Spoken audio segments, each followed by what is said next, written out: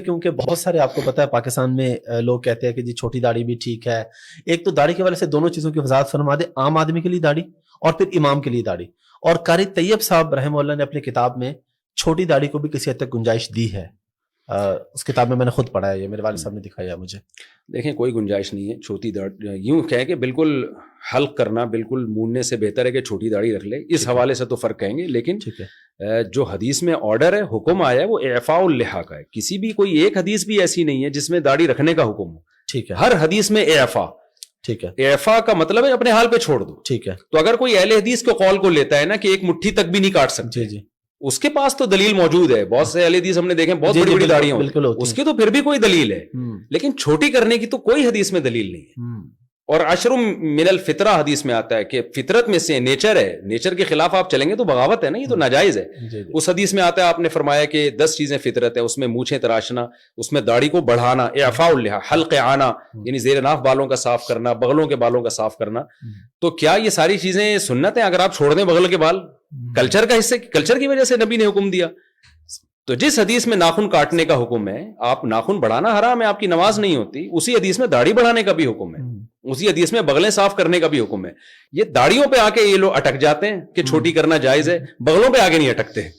اس سے پتہ چلتا ہے کہ آپ نے دیکھیں اس میں کچھ تو صحیح علماء, نیک علماء, جو میں نہیں کہہ رہا کہ ان کی نیت خراب ہے, لیکن ان کے پاس دلیل نہیں ہے. ٹھیک ہے, ہمارے پاس اجماع امت دلیل ہے, صدیوں سے چلا. امام شافعی کا ایک قول ملتا ہے ضعیف قول کہ چھوٹی کرنا صغیرہ گناہ ہے, لیکن صغیرہ بھی جب ہے جب کوئی ایک دفعہ چھوٹی کرے. چھوٹی رکھتا ہے تو صغیرہ اسرار سے کبیرہ بن جاتا ہے.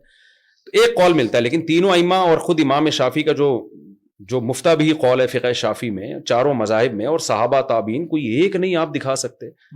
ایسی چیز کو آپ کلچر کہہ کے ٹال دیں کہ بھی کلچر تھا, تو کلچر تو بال رکھنے کا بھی تھا, وہاں کیوں نہیں نبی نے اتنی تاکید سے حکم دیا؟ اچھا, بعض لوگ یہ کہتے ہیں کہ حدیث میں آتا ہے خالف الیہود والنصارى, یہود و نصارہ کی مخالفت کو داڑھی رکھو. تو اس پہ بھی بعض لوگ کہتے ہیں یہ یہودی و نصارہ کی مشابہت کی وجہ سے اب تو بہت سے یہودی بھی داڑھی رکھتے ہیں.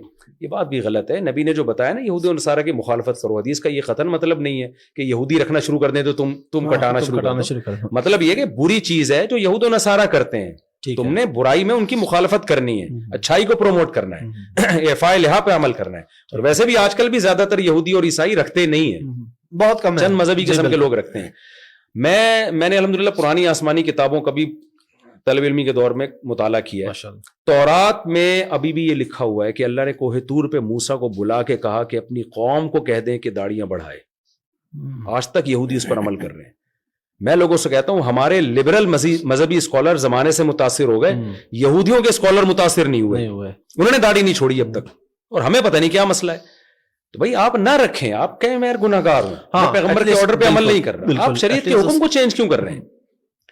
تو 150-200 سال پہلے علامہ شامی ابن عابدین جو فقہ حنفی کے بڑے مستند ایک مفتی سمجھے جاتے ہیں, جن کو بہت آدھی دنیا نے ان کو فالو کیا ہے, ان کے یہ الفاظ ہیں کہ داڑھی ایک مٹھی سے کم کرنا یا بالکل منڈا دینا, کما یفعلہ بعض المغاربۃ والمخنثۃ من الرجال فلم یبحہ احد.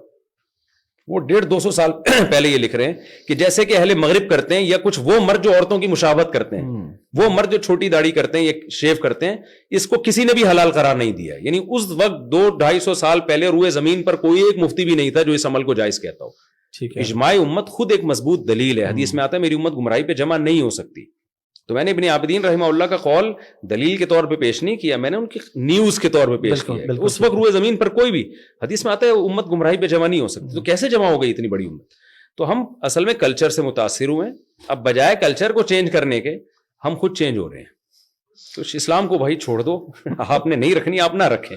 اسلام کو نہ, بہت سارے کام وہ بھی تو آپ نہیں کر رہے نا. اسلام نماز تو فرض ہے, وہ تو ارکان کا نام ہے, وہ تو اب اگر کوئی امام, یعنی اگر چھوٹی داڑھی والا, ہاں اب رہا مسئلہ امام کا, نماز تو ہر فاسق کے پیچھے بھی ہو جاتی ہے, لیکن یہ کہ امام ظاہر ہے ایسا ہونا چاہیے نا جو شریعت کو خود تو فالو کرتا ہو نا.